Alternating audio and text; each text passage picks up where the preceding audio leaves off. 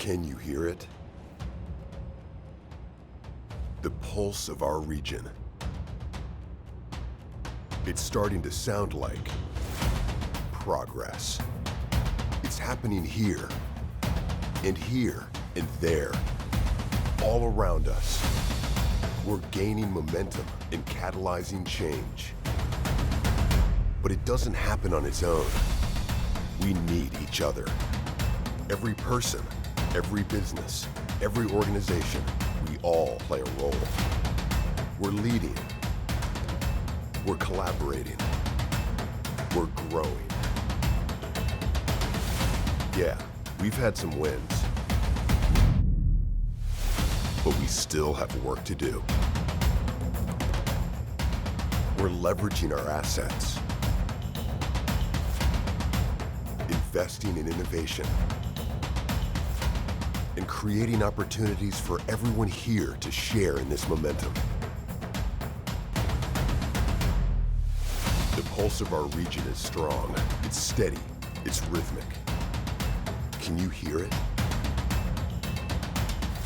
Can you see it? Are you a part of it?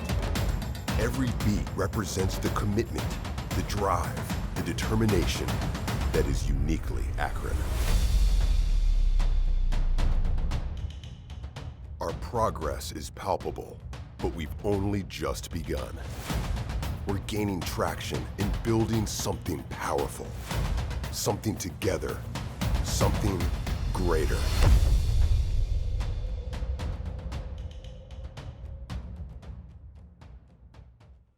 Good morning, everyone. I'm Steve Millard, President and CEO of the Greater Akron Chamber, and I'd like to welcome you to this morning's Leadership Dialogue, Diversity, Inclusion, and Equity, Moving to Action in Your Business. I'd like to begin by thanking our sponsors who were scrolling at the start of the meeting. Special thanks to our presenting sponsors, including Akron Children's Hospital, Beacon Journal Local IQ, Browse McDowell, the City of Akron, the County of Summit, First Energy, Huntington Bank, Key Bank, Retzel, Summa Care, and the United Way. While all the topics we're going to feature in this series are of critical importance, perhaps the one with the highest stakes is the one we're having today on diversity, inclusion, and equity. Our region and our country have significant work to do, and the role each of you play as employers, professionals, and leaders is a critical one, and one that has the ability to drive real change. A couple weeks ago, Grace Mikulczyk, President and CEO of Akron Children's Hospital, addressed our members as part of our annual meeting, where she took on the role as chair of the Greater Akron Chamber. On the topic of economic inclusion and the need for our leaders to engage, she noted that as business leaders, we're in a position to address this issue. We make the decisions about who we hire, who we promote, and who we choose as our suppliers. Early in 2019, under the leadership of Nick Browning, Regional President for Huntington Bank, and Andre Thornton, President and CEO of ASW Global, the Chamber created a board committee on equity and inclusion. The goal of that committee is to focus in on the work we can do to improve the way our companies make the decisions that Grace mentioned. And with more than 40 leaders as part of that group, representing businesses and stakeholders of all types and sizes, the committee has challenged each other with conversation, learning, and action to drive initiatives that will move the needle on this work for our region's businesses. Nick and Andre, we appreciate your leadership on this work and your focus on action and your constant reminder that we can't succeed in our efforts without each one of our community's leaders deciding to exercise the authority they have to be more inclusive. Today's panel was designed to help you all move from ideas to action. Each one of these leaders has taken action, and I know will inspire you to do the same. To introduce our speakers today, we have Lucia Pileggi, Private Banking Executive, Eastern Ohio Market of Key Bank. Key Bank is a presenting sponsor of our Leadership Dialogue series and has consistently been recognized as a leader in diversity, inclusion, and equity, and was most recently named as one of Diversity Inc.'s top 50 on their most diverse and inclusive companies list. Thank you, Lucia. Please take it away. Thanks, Steve. I'm honored to be here today. As you noted, diversity, inclusion, and equity is a core focus for Key Bank, and we are thrilled to be part of this event. Yes, our region has a long way to go to create the diverse, inclusive, and equitable workplaces we strive for. But to take the first strong steps to create action, we need to increase the awareness and understanding of the decision makers in our region that will accept the challenge of driving the change we need in their organizations. I am excited to be part of the conversation today. With that, let's learn more about our panelists. Jenna Drosis is the Chief Executive Officer of Signet Jewelers, the world's largest retailer of diamond jewelry, where she leads a team of more than 24,000 to deliver a world-class omni-channel experience to customers of Kay Jewelers, Zales, Jared, the Galleria of Jewelry, H. Samuel, Ernest Jones, Peoples, Piercing Pagoda, and JamesAllen.com. Jenna has more than 30 years of executive leadership experience that spans from industries from retail and consumer goods to beauty and healthcare. She continues to be at the forefront of innovation as she works to transform Signet to a digital-first e-commerce retailer, reaching valued customers with new and engaging experiences wherever and whenever they want to shop. Globalizing and reinventing product categories with familiar brands recognized the world over is a hallmark of her leadership.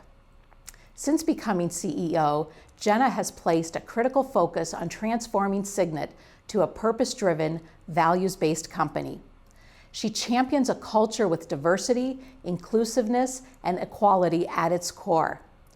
Jenna has made great strides for women in both the jewelry category and retail industries in the area of pay equity and executive-level representation, with both Signet's board of directors and executive team now comprised of 50% women. Greg Jones, a Chicago native and Navy veteran, is my colleague and Chief Diversity, Equity, and Inclusion Officer at KeyCorp. In this role, Greg is accountable for leading the strategy and tactics to improve the acquisition, movement, development, and retention of diverse talent and suppliers. Prior to joining KeyBank, Greg held the role of Chief Diversity Officer at United Airlines, developing strategic and executive plans for embedding diversity and inclusion principles, policies, training, and behaviors throughout the global airline of more than 89,000 employees. He has also held roles at Northwestern Mutual, Bank of America, UBS, and Egon Zehnder. Greg started his career with General Electrical Medical Systems, currently known as GE Healthcare. Throughout his career, Greg has been recognized for his unwavering commitment to building inclusive teams, including being named to Ebony's Power 100 list of influential and inspirational African American leaders. Next, I'd like to introduce Sarah Sanford. As the Executive Director of Gender Equity Now, known as GEN, architect behind the GEN certification, and faculty member of the University of Washington's School of Information, Sarah works at the intersection of equity, data, business development, and social change. Sarah's track record of implementing evidence-backed solutions includes pioneering inclusion initiatives in the financial services industry, launching an international nonprofit to support rural education, and working with foundations to foster cultural competence in Washington State's K-12 schools. Sarah founded GEN to help businesses go beyond good intentions by identifying the cultural levers they can adjust to counter the impact of bias. With a focus on changing mechanics rather than mindsets, she launched the GEN certification to give businesses the tools they need to be equity-centered. And our moderator for this conversation today is Billy Taylor. Billy is the CEO and president of LinkedXL, a business operating systems architecting firm. Billy spent 30 years with the Goodyear Tire and Rubber Company, serving as Director of North America Manufacturing and Chief Diversity and Inclusion Officer. As the Global Head of Diversity and Inclusion for Goodyear, Billy led diversity and inclusion strategies for 64,000 employees across 22 countries where Goodyear operates. Billy has been called upon by universities, international conferences, global publications, and the U.S. Army to demonstrate how to drive and sustain effective results through embracing the culture and enabling employee ownership. He is a disciple of continuous improvement processes and a certified Master Six Sigma Black Belt business leader.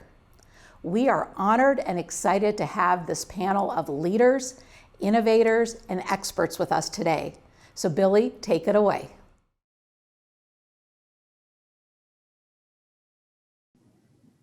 Well, good morning.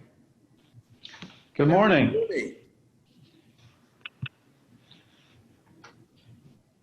you hear me? All right. Well, good morning, everyone. And as Lucia said, I'm Billy Taylor, and I'm thrilled to be here to moderate today's conversation. For those of you who know me, it's no secret that diversity, equity, and inclusion are passions of mine.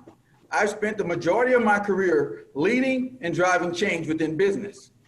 This work is critical and becomes even more so each passing day.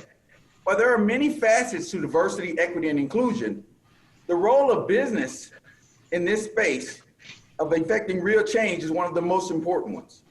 As leaders, we drive decisions in our companies, our decisions ignite action, and action ignites change. Our conversations on these topics over the last year gives me optimism about what's ahead. But those conversations must be reinforced with action.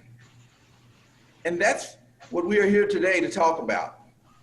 We have a unique, diverse, and impressive panel of experts and leaders today. But perhaps most importantly, they're all doing work in this space of diversity, equity, and inclusion. Each of them bring a unique perspective, and I'm excited to have them today and to moderate this session. I encourage you to share your comments using the chat function and to share your questions as the conversation progresses. Well, get those questions ready, and following this dialogue, we will address them. With that said, let's get started, everyone, and welcome. For the panel, thank you for joining us today. I'd like to start with definitions. Words matter. Diversity and inclusion and equity are not the same. They're interdependent. Let's talk about what each of these mean and how they build off of each other in your business community. And I'm going to start with Jenna. How do you define inclusion within Signet? Well, good morning, Billy, and good morning, everyone. It's a pleasure to be here. I think you're absolutely right. These are three very important words and concepts, and they're not the same. Inclusion is feeling like you can bring your whole self to work every day. It's feeling like you're in a place that values your differences and recognizes that those differences are important to the business strategy and really help your company and your teams operate more effectively. And I think when people feel included, they unlock discretionary effort. Some studies indicate that people bring about 65% of their possible effort to work every day. And in part, that's because there are tapes kind of playing in the back of our minds all the time. Will my comment be taken out of context? Is it okay for me to do this? Is it okay to say this? And I think when companies can create an inclusive environment, those tapes kind of settle down a bit and people are able to be more innovative and really bring everything they have to offer to work. Great, thank you. And talking to some of the people within your company and your peers, you created an authentic, safe space. I've heard that repeated around that safe space so people can feel included and be their authentic self. So publicly, I want to acknowledge that you've done an outstanding job in that space. Okay? Well, thanks very much, Billy. I mean, we at Signet, we believe that diversity is not an HR project, it's a business strategy. When we can see more 360 degrees, then we're going to make better decisions and be able to move more quickly. And you can do that with diverse teams. So thank you. You're welcome. Okay, Greg, what does the term diversity mean in your work? And second, why is this such a critical foundation for DEI efforts? Well, the value proposition for diversity and what it means to me is, to your point, is absolutely critical. for the work. Having diverse experiences, backgrounds to learn from and to build upon of all kinds of diversity, whether it's gender, race, ethnicity, sexual orientation, and those experiences that brought you to the point of where you are in work are I'm going to call it's the value, it's the goal, GOLD, of the individuals. And if you, to Gina's point, if you can unlock that, imagine the level of productivity, the level of innovation, all these different ideas that are at the table. So that's my thinking about diversity. And you tie that with inclusion, boy, can you be productive and innovative. Good. Thank you. Moving on to Sarah. Sarah, it was interesting having the conversation with you prior to this session, and I was really blown away with your take on diversity, equity, and inclusion. And so, but I'm gonna stick with the space of equity. How do you define equity, and how is this different from equality? Great question. Thank you, Billy, and thank you to everyone who's joining this morning. For me, I think the simplest way to understand how equity and equality are different but related is by remembering that equity leads to equality. And so equity is really about creating equal access to opportunities through inclusive practices. And what that actually looks like in execution is acknowledging the barriers that different groups face disproportionately. So I'll give a really quick example that some of you may be familiar with. If you ask a woman to state her gender or check the gender checkbox before she fills out a job application or performs the skills test, she'll actually perform worse or represent herself worse than if you had not asked her gender at the beginning. So quick fix, just move that gender checkbox to the application, to the end of the application. Now, if you had given every single person the same application, even if it has that gender checkbox still at the top, that could be seen as equal because everyone got the same application. But it's not equitable because it has unequal impact. Very good. Very good. Okay. Moving on to leadership, because leadership is vital. It's not critical, it's vital. As you're shifting cultures, or you're trying to transform organizations to embrace diversity, equity, and inclusion. I know that each of you place a very high focus on leadership, and it's a critical role in any transformation. And I'm going to start with these questions around to each of you, starting with Greg this time. As the Chief Diversity, Equity, and Inclusion Officer, you're on the front lines, pushing these efforts forward day to day. How do you lead and approach this work to maximize your effectiveness? You're absolutely right. Leadership in this space is absolutely critical. I mean, we just spoke about, diversity and the meaning of it all, and as well as inclusion and equity. If you are a strong leader and you've developed this muscle, if you will, around diversity, equity, and inclusion in your leadership portfolio, you can get all perspectives at the table. And if you are an inclusive leader, you can actually set the tone of the organization in a way that, as I mentioned earlier, the productivity and the engagement of the organization is really, really strong and solid. And when you get people sitting at the table, the leader influences if people will make choices to do good things, to do right things. So inclusive leadership is incredibly important. Secondly, a leader must provide the license for management or the courage to really push the initiative forward, including the boundaries when things and conversations are there and they're a little bit tough, but you can get them into action.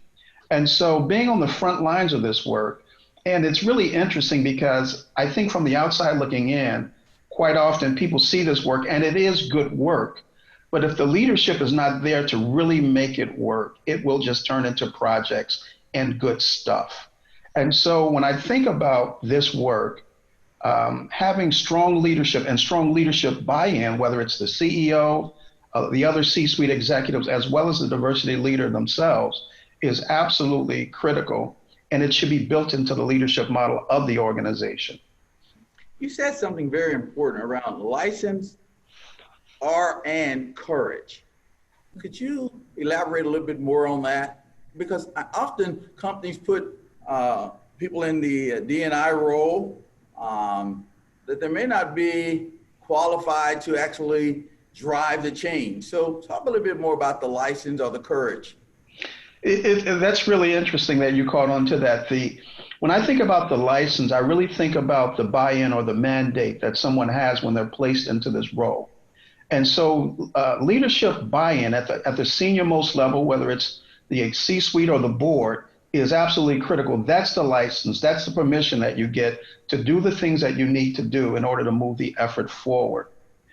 The courage, I think, lies within the organization in general, but especially from the diversity leader, to really begin to push the agenda and push it forward in a way that you would do any other business process, whether it's sales, whether it's finances, whether it's budget. You're looking to actually drive this thing as if it's a strategic initiative within the business, because it is, and it should be. And to have the courage to do that when things aren't moving the way that they should be requires a certain level of, I'm going to call it competency, to push back on the organization. And we're talking about taking the work of DE&I from being, this thing that you think about every third Tuesday of the month between 3 and 5, to truly an operating model. How do you operationalize this work and challenge the organization or leaders in the organization to push the agenda forward? That takes a little bit of courage. Yes, thank you. Jenna, in your role, what is the role of leadership in successful efforts? And the second part of that is, how do you lead in this space? And how do you go about genuinely engaging employees at all levels of these efforts? I think, Billy, what I've found is important is really three things. The first is intentionality. I mean, you have to declare the importance of diversity and inclusion in your organization. That's why, as I mentioned, we think of it as a business strategy, not just a functional project over in the HR department. I mean, it's really fundamental, I think, to who Signet is as a company. We're a purpose and values-based company, but I think every company can benefit from having more persons of color, more gender diversity, ethnic origin, background, sexual orientation, at every level in the company. So being intentional is important. And, a few things we've done on that front. One, we have declared a no tolerance rule for any kind of discrimination. It's just not accepted. Secondly, and Greg, I got this idea from Beth Mooney at KeyBank. We've required unconscious bias training across our entire company. We started with our field organization, but moved that through our support center, because sometimes we don't know what we don't know about our biases. And so it's important to have opportunities for training and development on this topic. And another thing that we've done is to set goals. We track the metrics of how many women and persons of color we have at different levels of leadership in our organization. I can tell you that 75% of our field organization in leadership are women. 46% of our vice presidents and above at Signet are women. We've been very intentional. The second, though, comes to, I think, transparency and authenticity. You have to say where you're not doing as well, and we have opportunities to improve in getting more racial diversity, more Black leaders to the top of our company. One of my most successful leadership team members is a Black woman. I know in Akron we have actually Black women in a number of leadership positions, probably at a higher rate than many other areas of diversity, which is a great thing. But really making sure that I'm giving her the opportunity to grow and develop is important, and that we are all together finding strong leaders in the organization and pulling them up, but speaking transparently about where we have opportunities. And then the third thing I would call out is involvement. It is important that that white men, for example, feel very involved in promoting diversity for women and for persons of color. We established at Signet several years ago what we call business resource groups. Some companies call them employee resource groups. We have a multicultural group, a Black employee network, a women's group, a young professionals pride, and we have executive sponsors for all of those.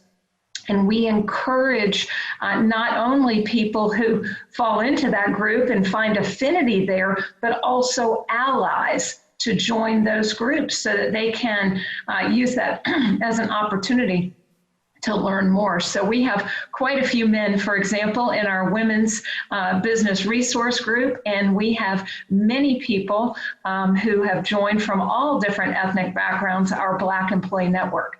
So those three things I'd call out: intentionality, transparency, and inclusion or involvement across the organization. That's great. It's obvious that you're walking the talk of diversity and inclusion. And that's just as critical as a leader. I was talking to a couple of colleagues here recently, and I had to be very transparent with a person and to inform him that he knew enough about the subject to know when he was right, but he did not know enough about the subject to know when he was wrong. And that's important when you're talking diversity, inclusion, and you're building allies, because you can't ignore the white male. Those are critical allies on the journey, and often they're bullied into participating in. It's not that they do not want to. Sometimes it's a very uncomfortable space, and we have to be very cautious of that. And so I love your examples. Thank you very much. I'm moving on to Sarah. Sarah, in your experience, what role do systems play in DE&I efforts? And how can leaders address them effectively to create a culture that supports diversity, equity, and inclusion? Thanks, Billy. So really two things come to mind. The first one being modeling, and not necessarily in the way that we typically think of. So really modeling it by being a good role model yourself in terms of how you embrace the systems that you implement in your company. So while also our certification is really focused on systems, it's focused on mechanics, I think that leaders are in this unique position in which what they do personally impacts the organization systemically. So as a quick example, if you're going to put a new system in place, say you're going to be adding pronouns to your email signature, something that seems really simple, something that seems like a small tweak. First, that process should be communicated by leadership, not necessarily by someone who's always in HR. This is something that perhaps should come from your COO, have it come from your COO. And also that leader should be the person who models that first. So if you're a leader in your organization, add that pronoun to your signature first, even if you're making it optional, even if not everyone has to do it, even if you've never had the awkward experience of having to correct someone in the conversation, you're making it easier for the person that you are trying to include by having this system in place, by modeling it yourself. Otherwise, that employee is put in a really vulnerable position of figuring out, how do I do this? How do I take this risk? So you really can be a leader by taking that on first and modeling it in that sense. The other aspect that comes to mind is really taking the responsibility for equity and inclusion on as an organizational responsibility, on as a leadership responsibility, instead of putting the onus on your employees. What we see a lot is, organizations that conduct trainings, which can be great and can be helpful, and then they really just expect the weight of equity and inclusion to be carried by their employees. So they just, they hope that they will show up and take care of it vis-a-vis their interactions with one another.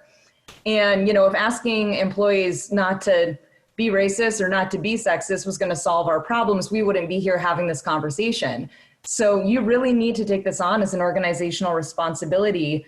We see 7 in 10 CEOs state they understand that equity and inclusion impact their bottom line, and yet they don't treat it like anything else that impacts their bottom line. You know, you wouldn't tell people in operations or finance to go to a training once a year and then try their best. You know, to the credit of the other panelists here, those metrics are important, you know, like Jenna talked about. So treat it the way that you do performance in any other business critical function. Have impact-oriented metrics, have metrics around your progress and track those. That's what makes it taken seriously, is really taking on the responsibility as leadership. You know, I do say all the time that equity and inclusion is a leadership skill. It's a leadership trait, just as much as public speaking or learning to handle pressure. DEI is a leadership trait. Very good. You know, I've heard it talked about that often diversity, equity, and inclusion is often ignored because it doesn't hit the bottom line. But in reality, it is the bottom line. It is the bottom line. And my mother would always ask me as a young man, what would you do if you were not afraid? And what she's asking me is, how do I handle situations where I'm uncomfortable? And so in that, how do you create that space? I remember some times in my career, and this gentleman became a mentor. And he asked me a question once. He said, Billy, you know, I'm confused. I don't know what to say, so I don't say anything. And he says, what do I call you? And he says, do I call you black, colored, or African-American? And I said, you got it right. I says, repeat your question. He says, Billy. I said, stop. You got me, Billy. That's what I love to be called. But now if you want to be politically correct, let's talk about that. The moral of that is we created a space where it was safe to do that. And so I'm going to come back to you, Sarah, as far as taking action, right? That safe place so people can take action. And so action leadership is at the foundation of a successful transformation in D&I in our efforts. But action is a key component for change. You have to take action to have change.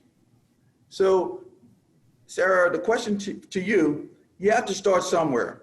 What do you recommend? What do you recommend as a first step for companies who are just getting started in the D&I space, or for those we are assessing that are assessing their progress or processes? Fantastic question. And I really like how you made it about creating a safe space so that individuals, you know, such as yourself, can be everything they want to be. That is really what this is about. One of my top pieces of advice I would give to organizations that are just starting down the path is work with an expert. Please don't treat diversity and inclusion like your company kickball team. This is something I see all the time, in which people get very excited about it, which is fantastic. And then they say, we're going to start an equity and inclusion effort. Everyone, it was a great idea. Come meet us in the break room on Wednesday and bring your best ideas. What this turns into, more often than not, is everyone, you know, bringing the information that they found on Google that has been tailored to them via cached algorithms, discussing it, getting overwhelmed by all the nuance, because it really is a complex topic and something that takes expertise. And then everyone turns to the one person of color or the one woman in the room and says, well, what do you think? And, you know, typically that person's been trying to be heard for years and they haven't been. And now all the pressure is on them and they're taking on a huge amount of risk. So that's why we say, you know, don't treat this like an extracurricular. Don't treat this like a one-off. Please get an expert to work with you, whether or not it's in-house, you know, or outside the house. It really can make the difference in seeing where you have opportunity gaps that you may not be aware of, and also protecting groups, you know, that may be in a vulnerable position. Because not only are they vulnerable, but then you're putting another lift on that person, potentially without compensating, you know, saying, hey, go figure out our equity and inclusion plan. That's a lot of pressure. And, you know, the other piece of advice I would give is that you're going to need to assess your organization from a systemic standpoint. So what that means is looking at the gaps in employee experiences. In the employee survey that we used for the certification, we don't ask questions like, do you think you work in a fair workplace? We ask, has your manager asked you about your career development goals in the last 12 months? something you can track, something that is a yes or no answer. And then we look at the gaps between how men and women respond, between how white employees and employees of color respond. We ask a lot of questions like those. That's because those are the points that let you know where you're really having these opportunity gaps in your organization. Those are usually the aha moments that let you know, if you're just starting down the path, exactly what you need to focus on. So instead of doing kind of a general DEI primer, that way you can have something that's specific to the opportunity gaps that your employees, are facing. So it's kind of like getting a physical. It's like if something is wrong, you don't just look at the anatomy, you look at the physiology, you look what's going on behind the scenes. And that's how you want to treat assessing your organization at the beginning. Look behind the scenes. Very good. Thank you. Sticking with the focus of action, I'm going to go to Jenna. Jenna, you talked a lot about backing up your words with actions. I say you back your words up with action. Can you share some of the policies you put in place and other things you've done to reinforce the culture of diversity, equity, and inclusion within Signet? Sure. Thanks, Billy. I mentioned a couple. So very important, I think, to have metrics and tracking. I think in any organization, especially a larger one, we're always building a pipeline of talent, right? And helping our employees to get diverse and growth experiences in their career so that they're ready to move to the next level.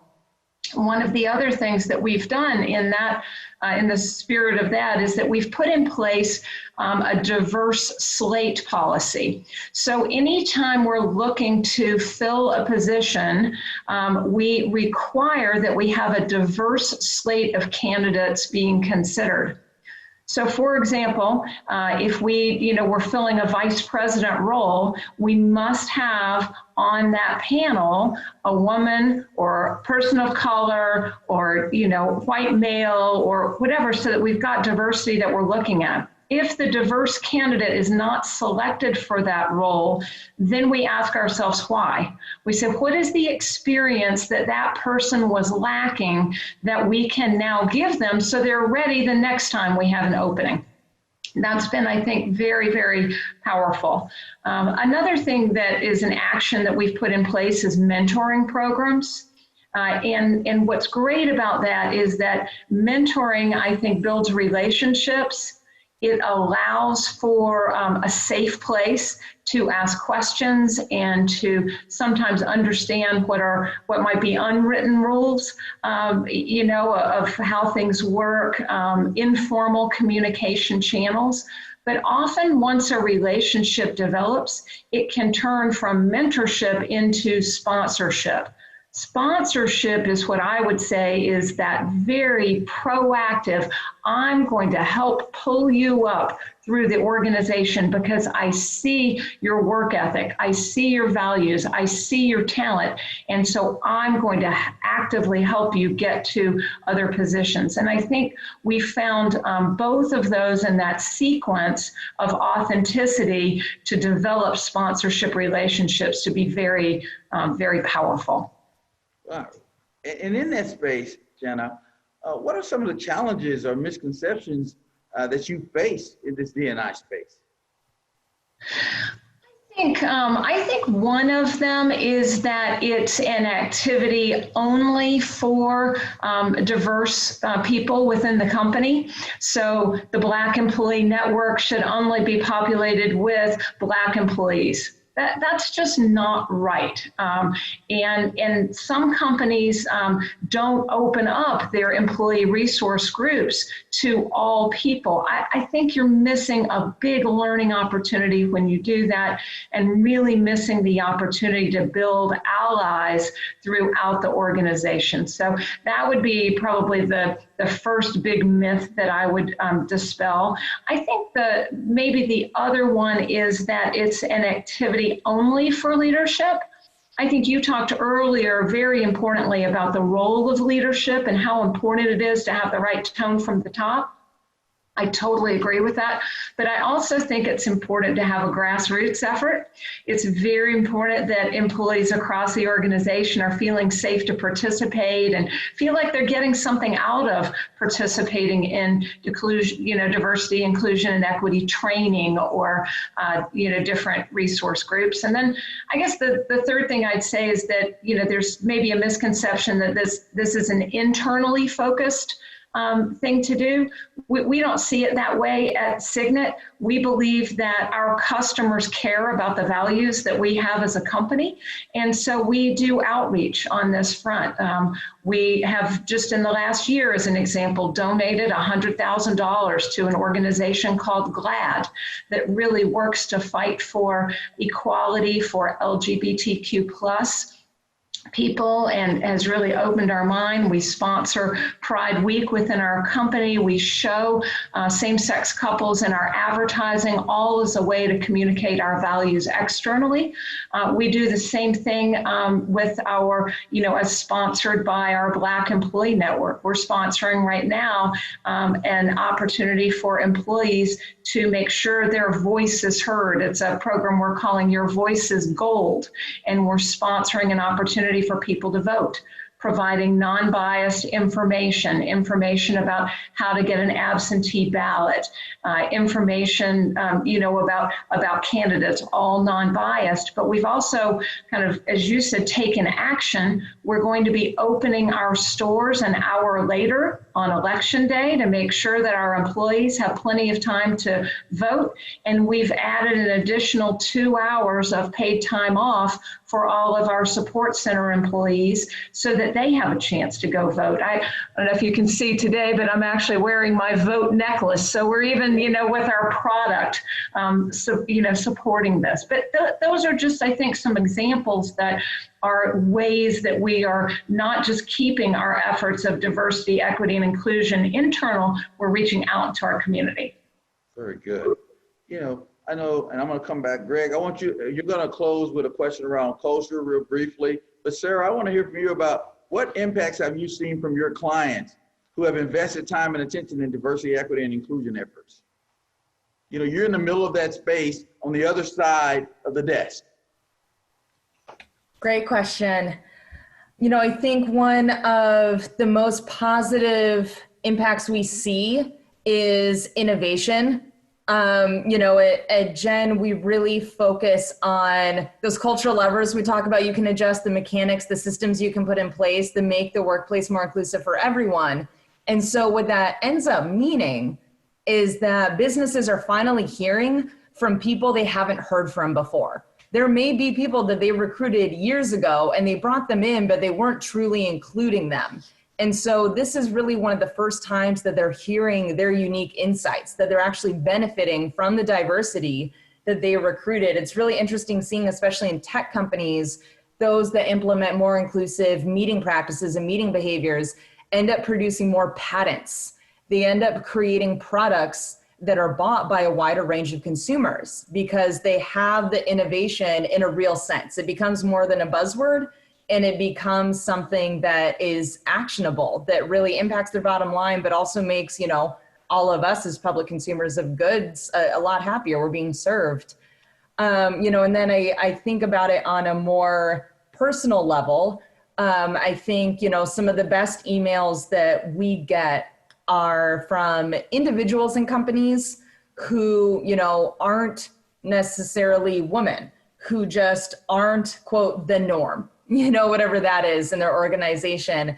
And they say, thank you for creating a workplace that's more inclusive for me. I hear from a lot of men that say, I have a quieter communication style, or I have some, a style of leadership that is not considered stereotypically masculine. And I feel like I'm being seen, I'm being heard for the first time, that there's space for me here. So to me, those are the bigger ones. And for organizations, also there's a huge monetary benefit. So you end up mitigating a lot of risk by creating a more inclusive workplace. A place that discourages discriminatory behavior is going to be in less of a risky position. And you end up saving money on recruiting because you're not having to rehire the people that you're losing because it's not an inclusive workplace. So you get more innovation. we hear from individuals that are happier every day, and you as an organization will see the bottom line results. Very good. Thank you.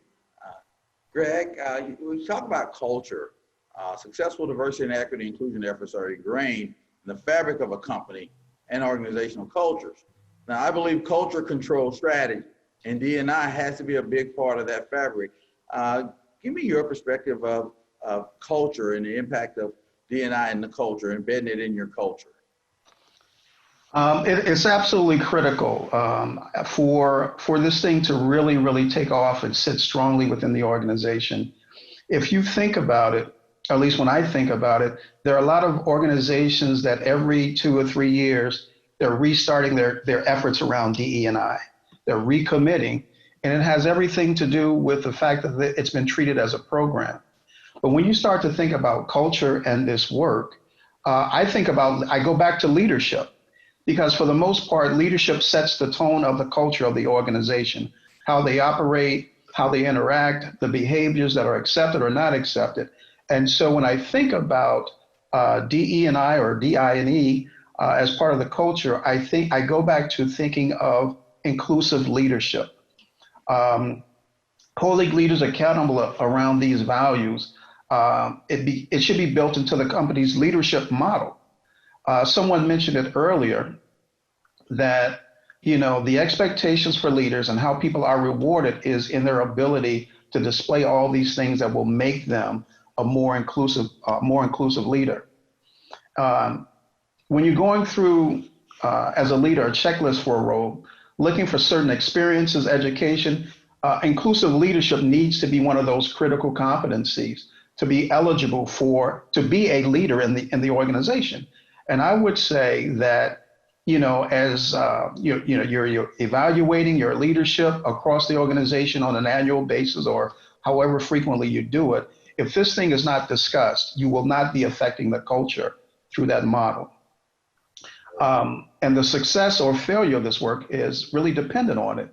So I think about inclusivity and how it's built into the culture, and it takes it away from being a program once you build it into the model and something to do to really becoming a part of the culture. So the expectations should be set appropriately. There's a term that I use, Billy, around operationalizing it. If you build it into how you operate the organization or the strategy or whatever the phrase it is that you use, you start to see a different kind of results and a different kind of integration into the culture. And by the way, organizations have their culture set. So what we're talking about is enhancing the culture with an added-on benefit of really understanding and working through this whole idea of diversity, equity, and inclusion.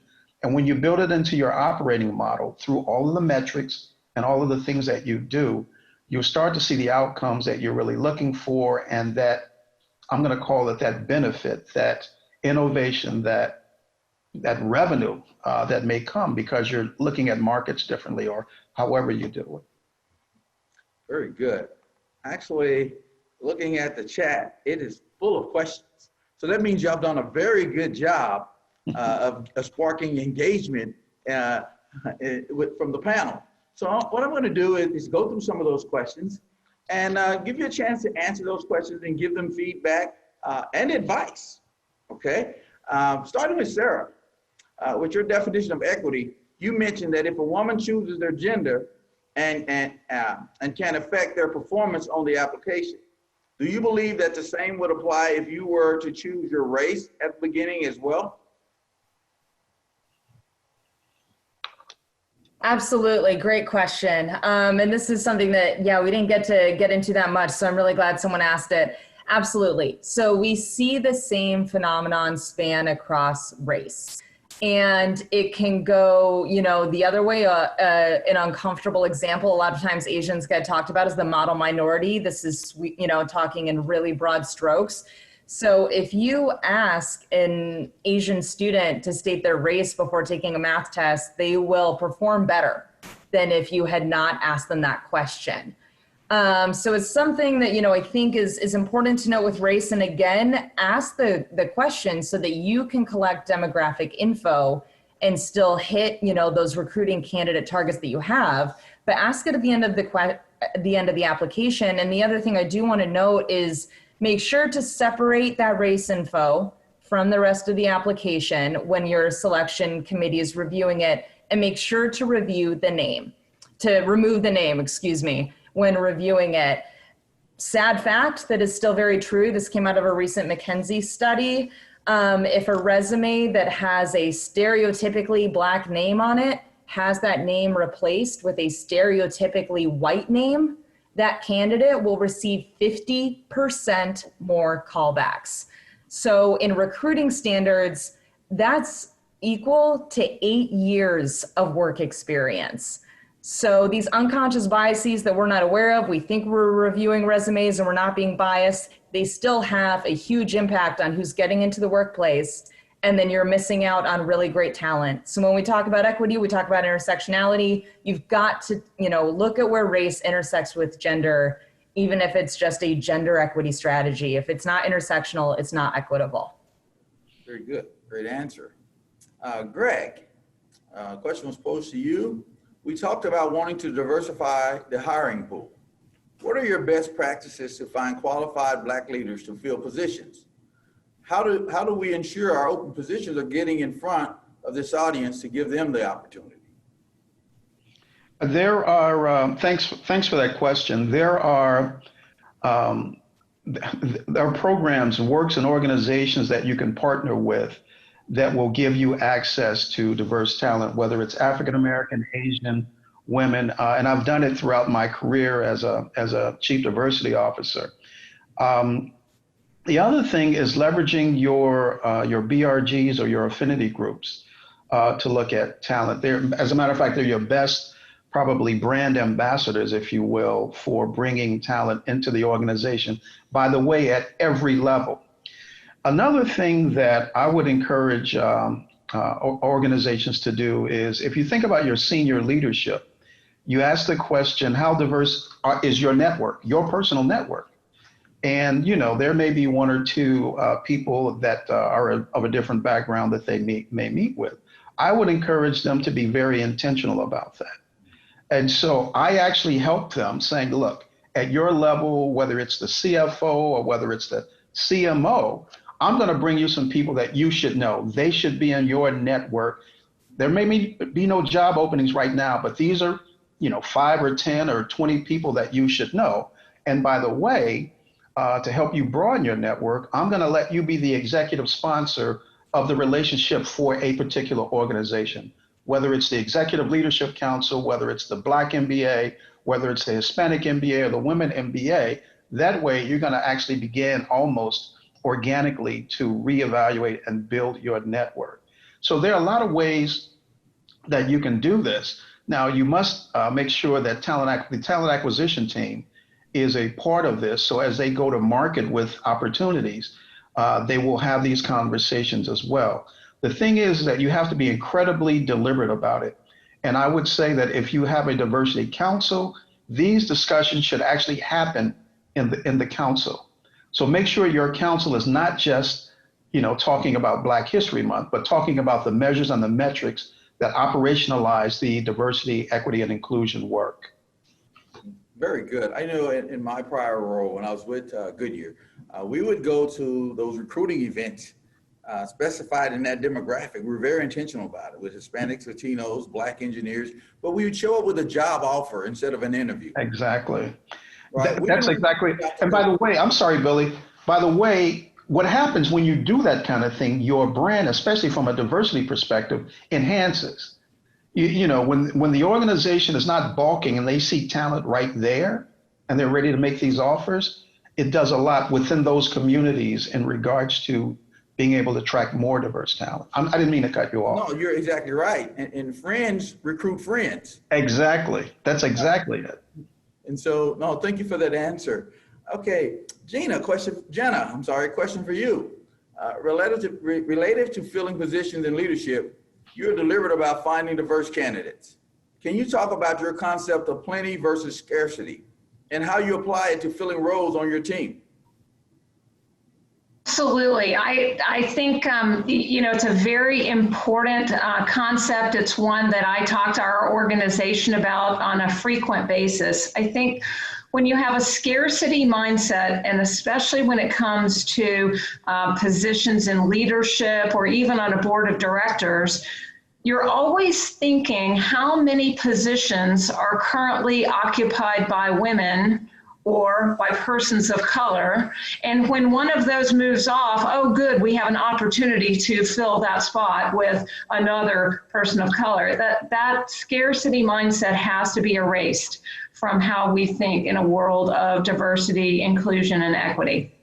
I think the plenty mindset says there's a seat at the table for everyone. And I will expand the number of seats at the table when I see great talent. To Greg's point, great talent can be ready for the next level even when there isn't the opening yet, right? And so how do we find those opportunities to continue to nurture and grow great people? So that's a mindset of plenty. The mindset of plenty says, gosh, our board of directors is 8 people.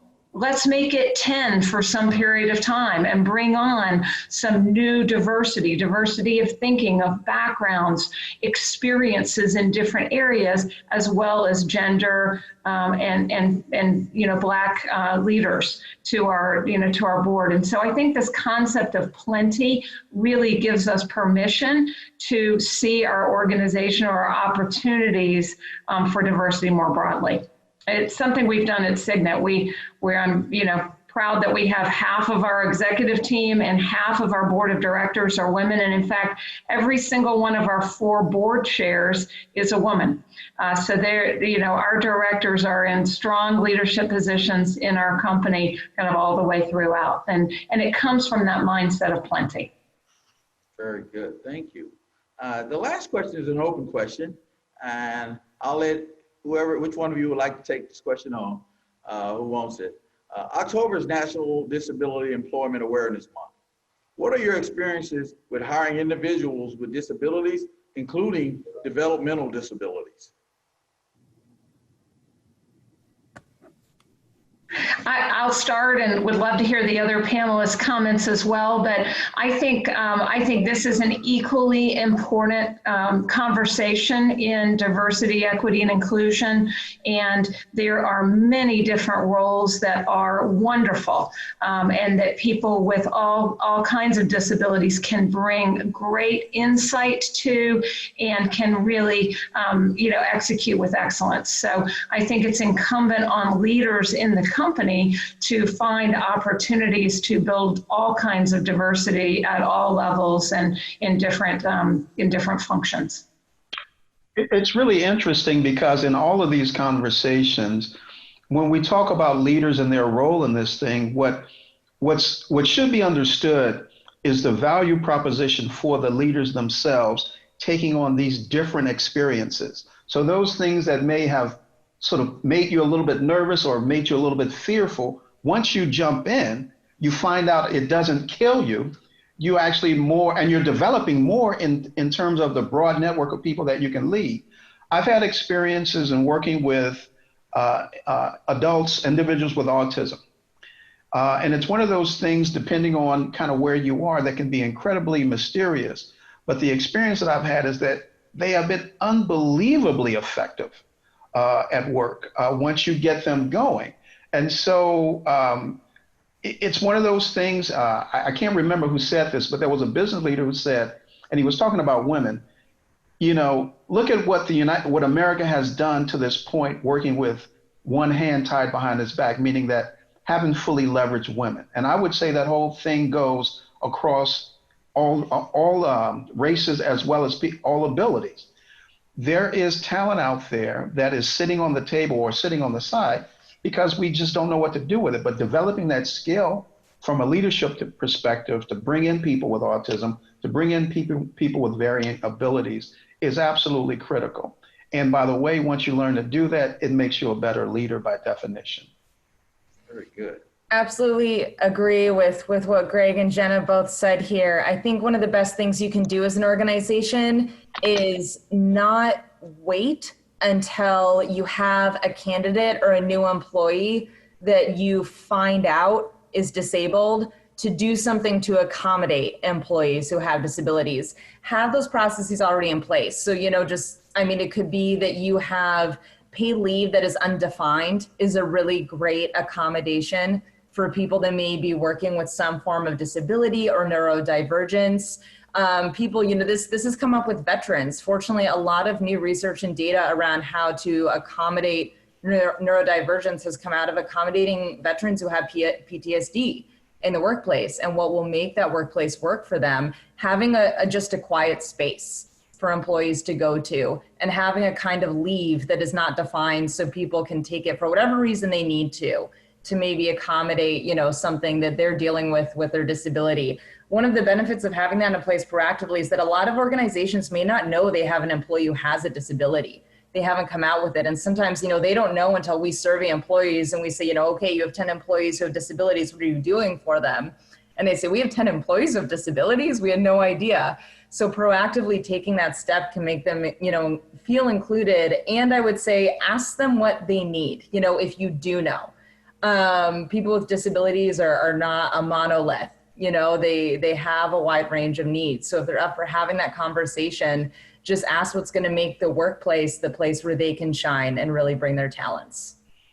Billy, if I make one more comment very quickly, at Key, we do have an employee resource group, or BRG or ERG, depending on what you call them, for people with disabilities. And so that group has helped us tremendously understand what Sarah was just talking about, what can be used, what's needed, that dynamic in the workplace. And as a result, you wind up, to the point made earlier, actually going to recruit proactively people with these varying levels of ability. So if you haven't done so, think about creating an affinity group within the organization around people with disabilities. And that's important. I know in my prior role, ERGs was a critical step change. They fostered a critical step change. But they were viewed as social clubs at first. Yeah. And they're not. They're business partners. They're your ambassadors. And we put SMART goals attached to their objectives and their strategies in each ERG. Right? And the SMART goals were around that demographic was required to do a certain amount of community service hours in that community of that demographic. And that work should be valued, by the way, in partnership with HR. The leaders of the BRGs should be, the leadership role should be viewed as developmental opportunities. Absolutely. And so it needs to be acknowledged by the business that this person grew and they led an organization of, 100, 200, 1,000 people just through influence. Tell me that's not a leadership skill. Even learning and development, go ask that demographic, what are some of the things that they need or skill sets that they need to compete, right? It's like me I remember asking my father on my first date, how do I treat my date? And my mother started laughing. She goes, why are you asking him? He don't know. Ask me, right? He knows what I tell him. And so that's critical. Yeah. I think there's also, just building on this, opportunity to go to your employee resource groups with strategy questions. Yeah. So, as we really have tried to build more diversity into our marketing approach, we've heavily leveraged our business resource groups to give feedback. And great opportunity, for someone who's working in the distribution center to give feedback or to think about how we, target advertising is a wonderful development opportunity for that person. And that's the migration from employee resource groups to business resource groups. All of a sudden, they're another resource for you to actually enhance the business. And I think any organization is very smart to leverage their BRGs that way. Greg, I love that you call them business resource groups. I think that's fantastic. It's, we've seen ERGs become this place where organizations will kind of, offload their E&I efforts onto this group over here and put the onus on them to go figure it out. But it's really about integrating what comes from that group into business strategy. So I love the language around it. Yeah, Billy, you said this from the beginning, words are important. That's what we call them, Greg. We call them BRGs, business resource groups. And I think, it becomes part of the culture then of how you leverage those groups of people. Absolutely. And the last question, I'm going to ask all of you to think about one critical piece of advice you would leave to the people, to our audience, that they could take away. Okay? And that advice you can lend to those wanting to lead change or act in this space of diversity, equity, and inclusion. And so I'm going to start with Jenna, and then I'm going to move through the panel. Same question, right? One critical piece of advice you would give to the audience. I saw some questions coming through the chat about do all the things we've been talking about, only apply to big companies, or what advice would we also give to small companies? So I'm going to tailor my advice in that direction, Billy, to address those, I think, great questions on the chat. I say the first most important thing is to declare this a priority. Just get started. Once people have been part of diverse teams and they begin to see their blind spots, right? I mean, by definition, the one thing none of us can ever see are our blind spots. Once you've been on a diverse team and you see how much more effectively that team works and how much faster it is and how much more relevant the decisions are to your customer base, and how agile they can be, and how supportive people can be of each other, you never want to go back. And so I think you begin to build into the culture and expectation of diversity and inclusion being an important part of who the company is. So declare it a priority and just get started. Just try to form those teams that are really operating, with a more diverse makeup, and it will build on itself to get the ball rolling. And any size company can do that. Very good. All right, Greg, same question. What advice would you give? This is probably a little bit less than it was several years ago, but one of the things I observed when I was doing this work a while back was whenever an organization wanted to launch an effort around diversity, equity, and inclusion, what they would do is have all the women go and do an offsite, and all the African Americans and the Hispanics, and they would go and they would come back with these amazing PowerPoints, and they would present all the issues they wanted to deal with. And then they would present it to their white male counterparts. And it provided a really interesting dynamic. And I was wondering, what does that feel like? And so I began to very deliberately talk to my white male brothers, which is in a lot of organizations a big part of the power structure, and having conversations with them to help them develop and get a comfort level with this space. Because there's nothing worse than having people comply with this work versus emotionally invest in this work. And so if you're talking at them about what needs to be done, and they're gonna nod their head yes, because no one wants to be thought of as sexist, racist, homophobic, or any of that, they comply. But what you want to do is engage everyone in the conversation and give them permission to be or to not know, or maybe they may be mildly politically incorrect. Open it up so that everyone can put their input into the strategy or into the direction, so that collectively you can move this thing forward and no one is outside of the effort. Very good. All right. Thank you. Sarah, same question. What critical advice would you give? I'm going to cheat and do two. I'm going to do two pieces of advice. I think the first one is that it's okay for your equity and inclusion efforts to be boring. I want to see equity and inclusion be boring, to be completely honest. There need to not be a marketing campaign.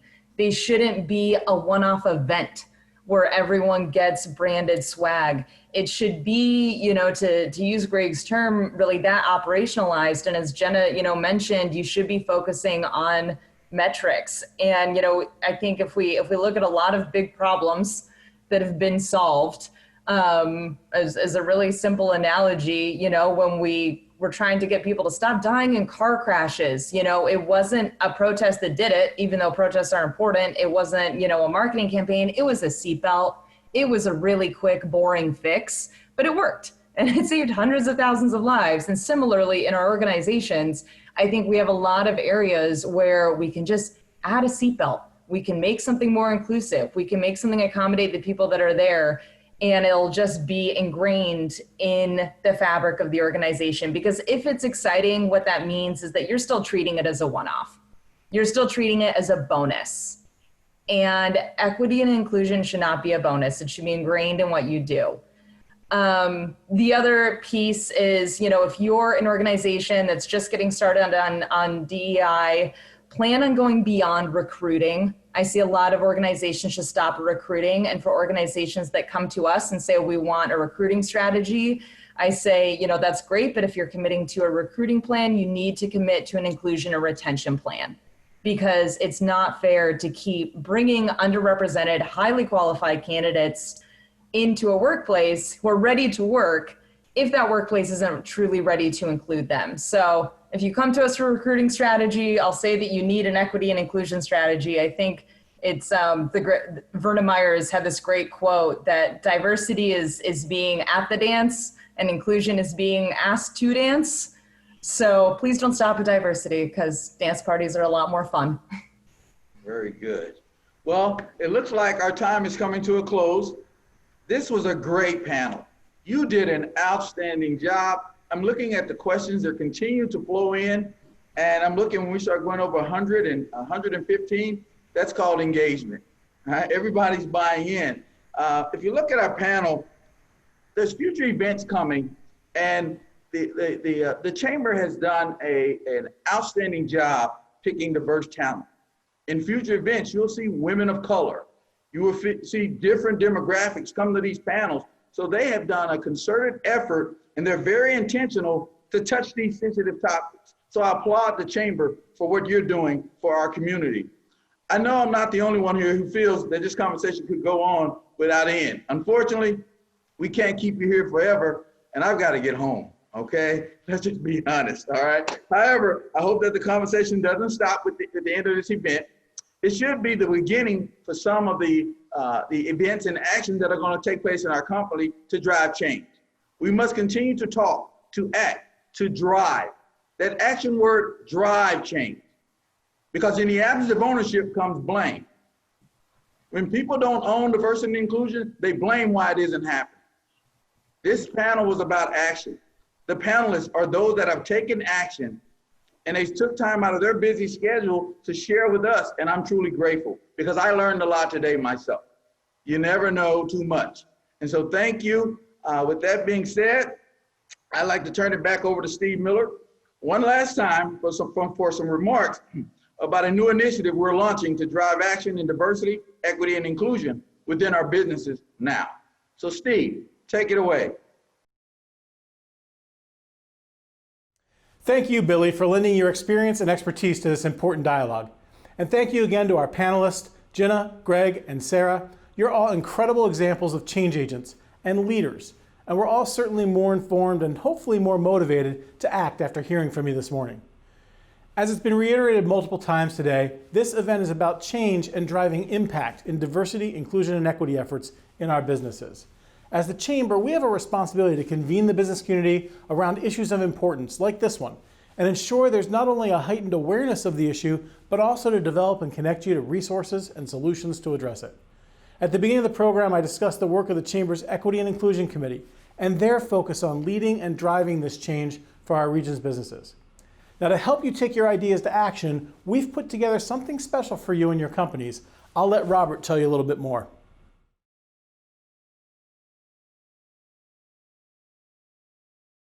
Hello, I'm Robert DeJarnette, the Vice President of Opportunity and Inclusion for the Greater Akron Chamber, and welcome to the Greater Akron Diversity, Equity, and Inclusion Challenge. What's that, you may ask? Well, to put it simply, we're challenging businesses in Greater Akron to make a commitment to take action to start or to enhance diversity, equity, and inclusion efforts. As a business community, we have the responsibility to act. We have the ability to make significant impact if we just take action. We as a business community, we oversee hiring processes, purchasing decisions, and our own corporate culture. The magnitude of our influence spreads across so many areas where diversity, equity, and inclusion practices come into play. We've talked a lot about why we need to do this. Now it's time to actually do something about it. So over the next 21 days, we challenge you to act. Regardless of where you are in your DE&I journey, there's something that you can do to move your efforts forward. And to help with this, we have a list of options and ideas on our website to get you started. So here's how it works. Within the next 21 days, think about your current efforts. What's working well, what's not, how you can take your efforts even to the next level, higher than where you are now. And once you have the idea about what you want to do, you can just go online and commit to doing something, but by the end of the year.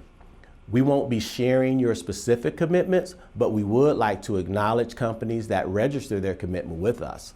We will also be following up with you just to make sure that you have the support that you need to bring this commitment to a reality. And if you want help thinking through the right commitment for your company, just give me a call. I'm here to help you.